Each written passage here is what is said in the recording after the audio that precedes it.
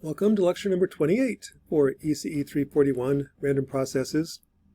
This lecture looks at examples of a student t-test with two populations. Now, earlier we looked at a student t-test with a single population. Here, if you have a single population, I've got a sample from that population. That sample has a mean, has a standard deviation, has a sample size. And with that, I can answer questions like, what's the probability that next time A plays, like if it's Hungry Hungry Hippo, next time A plays, what's the chance that A is going to score more than 100 points? Well, what you do is, assuming A is a normal distribution, I think the mean is 90.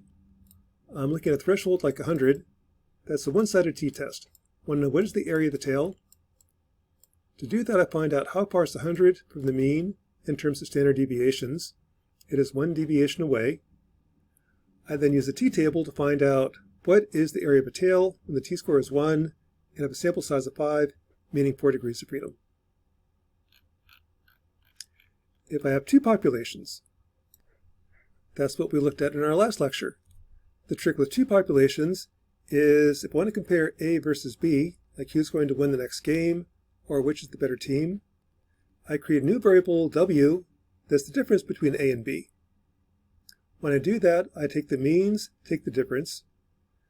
The variance or standard deviation kind of depends. Am I talking about an individual or population? For an individual, I add the variances, take the square root, and the degrees of freedom is roughly the smaller of the two.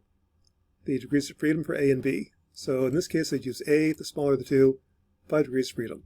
Not exactly right, but doesn't really affect the odds all that much. Now I have one population. I know what to do with one population. That was the previous slide.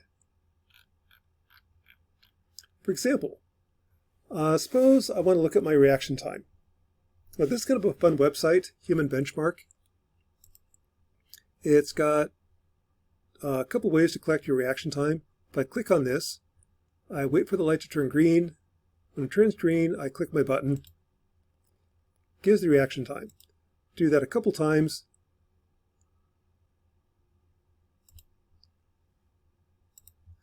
I can collect some data. Once I collect some data, I can find my reaction time. That's an individual population. If I have two people collecting the data, I can compare two populations, what we did in our last lecture. So with that, I can then start asking questions. I've got two people. Who's got the faster reaction time, A versus B? I can ask questions. Is my reaction time better if I hold my breath? Morning versus afternoon? Do I respond better, quicker for lights versus sounds? Again, this one won't do light and sound, but if you go back to embedded systems, one of the courses taught at NDSU, I can have it play a sound, like beep, or a light, turn on a light. I can change the color of the light. Is it yellow light versus red light? 1 kilohertz versus 2 kilohertz? All those sort of things you can check. Any of those is a testable hypothesis, such as I respond faster to light than sound. That would be a t-test with two populations. So let's try that. Let's go to the reaction time, and if I have two people take the test, I'd have person A and B. I can now ask a question. If A and B take one more test, whose reaction time will be faster? And that's an individual. I'm just saying for the next one sample, A takes the test one more time, B takes it one more time. Who's going to have the faster reaction time? And since that's an individual, I will take A and B, form a new variable W, this A minus B. The mean of W is the mean of A minus mean of B. The standard deviation of W is the variance of A plus the variance of B square root. So now I have a single population W. It's got a mean of 17. Here's the number 0. To the right is A is bigger than B. To the left is A is less than B.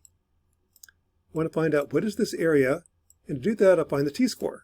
How far is 0 from the mean in terms of standard deviations? That's XW over SW, 1.69 standard deviations away. Now go to a t-table. A has got 4 degrees of freedom, B has 4 degrees of freedom. take the smaller of the two, 4. 4 degrees of freedom, t-score is 1.69. Find the area of the tail. Tail has an area of 8%. So that means 8% of the time, A will be faster than B. 92% of the time, A is slower than B. That's the t-score, t-test, with 2 populations. That's for an individual. A slightly different question is, who has the faster reaction time overall, A or B? Now, there is an answer. It's either A or it's B. I don't know which one it is, but from the data I can estimate it. So what I do is take the difference in the means, same as before, but now, since I'm talking about populations, I divide the variance of A by its sample size, divide the variance of B by its sample size. Now if I form the t-score, t-score is now 3.79. Now the area of the tail is 0.9%. So that means there's a 0.9% chance, and here I am, here's the number 17. For populations, the distribution looks more like this. Here's the number 0. There is a chance I just have bad data, that A is actually faster than B. I should be negative. The area of that tail, though, is 0.9%. There's only 0.9% chance that A is faster than B overall. Or another way of saying this, if I had an infinite game series, what's the chance that A would win the infinite game series, where whoever's fastest wins? It could be that A actually is faster than B. Not likely, but is possible. The chance is 0.9%. Second game is the AIM Trainer. Again, kind of a fun website. If you go to the AIM Trainer, what it does is it puts up all these little circles, and you click on them. I'll show what's going on. Once you do 30 clicks, it will tell you your average time.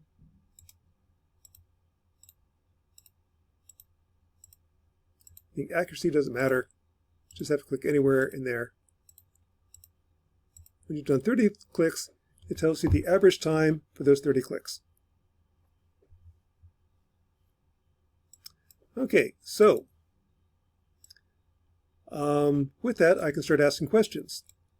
That was for a single trial. Is my reaction time faster with 2 eyes open or 1 eye open? Is it faster in the morning versus afternoon? When it's warm office, cold office, things like that. All questions you can ask. Really an unlimited number of questions you can ask. With the t-test and the AIM Trainer, you can now answer those questions. So the first step is to collect data. I'll record data. My time to hit 30 targets with both eyes open. It takes a while, so I just did 2 data sets. I'll then record my time to hit 30 targets with a different condition, like using my left hand. I have 2 numbers. Once I collect the data, it now comes down to analyzing the data. So I can ask about individuals or populations. Let's do individuals. I have my left hand, it's my left hand, here's my right hand. If I ran that experiment one more time, would my right hand be faster than my left hand? Well, to do that, I form a new variable W, that's the difference in the means, A minus B, right minus left. Find the variance of the two, add the variances, take the square root. Now what I have is a normal distribution. The mean is 27. Here's the number 0. The distance from 0 to the mean in terms of standard deviation is 0.18 standard deviations away. Using StatTrack, convert that to a probability, and the area of the tail is 44%. So basically 50-50, 56%. So this says that my right hand is slower than my left hand. 56% of the time, my right hand will be slower than my left hand. I don't believe it. I'm right-handed. But that's what the data says. That's for an individual population. So here I divide the variance by the sample size, find the t-score. How far is 0 from the mean in terms of standard deviations? Convert that to a probability. It's now 41%. There's a 41% chance that my dominant hand, my right hand, is quicker than my non-dominant hand. Now personally, I'm pretty sure my right hand is better than my left hand. I'm pretty strongly right-handed. But again, that's not what the data says. But with only 2 data points, I could have gotten a bad set of data. 41% chance my left hand is faster than my right hand. I personally don't believe it, but that's what the data says. That kind of shows up in the probability. There is a chance with only 2 data points that I happen to get a good response with my left hand, slower response with my right hand, possible with only 2 data points. Collect more data, I can probably pick out which one's quicker overall, but that's kind of analyzing 2 data sets, left hand versus right hand. And you can do other tests as well. I can say 1 eye open, 2 eyes open, morning versus afternoon, lights on, lights off, so on. Almost an unlimited number of things you can ask, and that's what t-test gives you. I can test population A versus B. So that's testing with 2 populations. Here's a question though.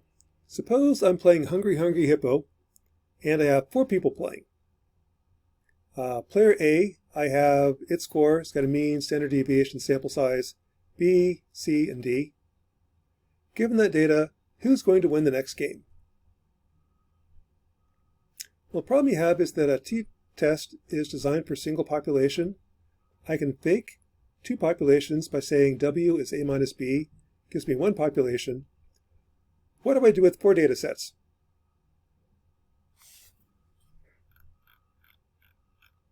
Well, one thing I can do, I can create 3 variables, A minus B, A minus C, A minus D. That's my 3 W's.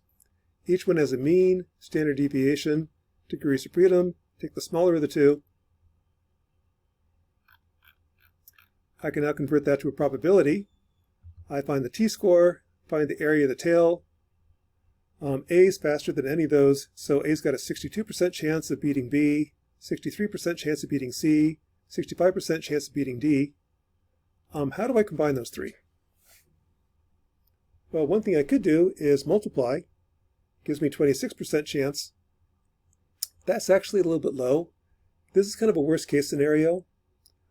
What I just calculated is instead of A playing B, C, and D all together, I'm playing each player independently, 1 at a time. A has to beat B. The next game, A has to beat C. The next game, A has to beat D. That'd be like running the gauntlet. A has to play each player one after another and win all 3 games. This is kind of low because A has to have a good game against B, a good game against C, a good game against D. If A has a bad game on any of those 3, A is knocked out of the competition. So this is single elimination, 26%. That's kind of a low estimate of the probability that A wins. That's the lower bound. The upper bound would be the lowest of these 3. It's no more than 62% chance because A has to beat B. That's a 62% chance that A beats B. It's at least 26%. So the chance that A wins is somewhere in this region, bigger than 26%, less than 62%, but I'm not really sure how to find out what the actual odds are. How would you find the odds?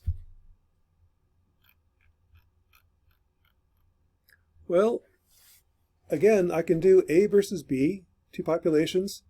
Can I combine B, C, and D into a single population? Well, if I had the raw scores and had equal number of trials, like if I got B scores, C scores, D scores, A has to beat the maximum of B, C, and D. So if I had this data, I could take the maximum of them. So like here, that's the highest of them. Second round, here's the highest score. Third round, here's the highest score. Highest score, highest score, highest score. Take the maximum. Assume the maximum is a normal distribution. Again, not exactly true. Maximum is the nonlinear function. Take the max of 3 normal distributions. The answer is not a normal distribution, but ignoring that, assuming it's a normal distribution, I've got the maximum score. The max score has a mean, standard deviation. Compare these two. I now have a t-score, negative 0.32. Convert that to a probability using StatTrack. I've got 6 games, meaning 5 degrees of freedom. There's the t-score. So this is A wins. That area is 37%. So A's got a 37% chance of winning any given game against A, B, and C. It's probably a better estimate than the 26% when I multiplied. But that only works if I have the raw data. Another way to do it, I could run a Monte Carlo simulation. Again, B has a mean of 85, standard deviation of 11. C has a mean of 84, standard deviation 12. D is 83, standard deviation 13. F is the max of the 3. Given that, let's do 1,000 points, find the mean, find the standard deviation for F. Now can A defeat F one-on-one? We've done that. Another way, A has a normal distribution, mean, standard deviation. B, C, and D likewise have a normal distribution.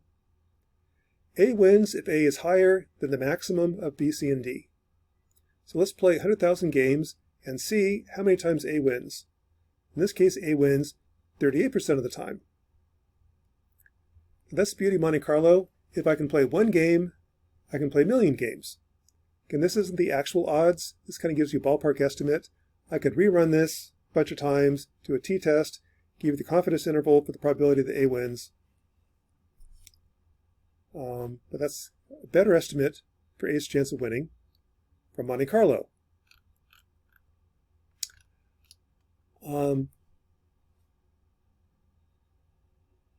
But the tests that we have currently do not really handle more than 2 populations. There are statistical tests that can handle that. We haven't covered them in this course. If you need to know what they are, go talk to a statistician. Or Monte Carlo is a great way to solve it. If I could write a program to play a single game, I can then play a million games. Might take a while, but Monte Carlo will get you there. Another option is a student t-test is just one of thousands of different statistical tests. A t-test assumes a single population. You can play with the data to make it work with 2 populations, but it doesn't really work with more than 2.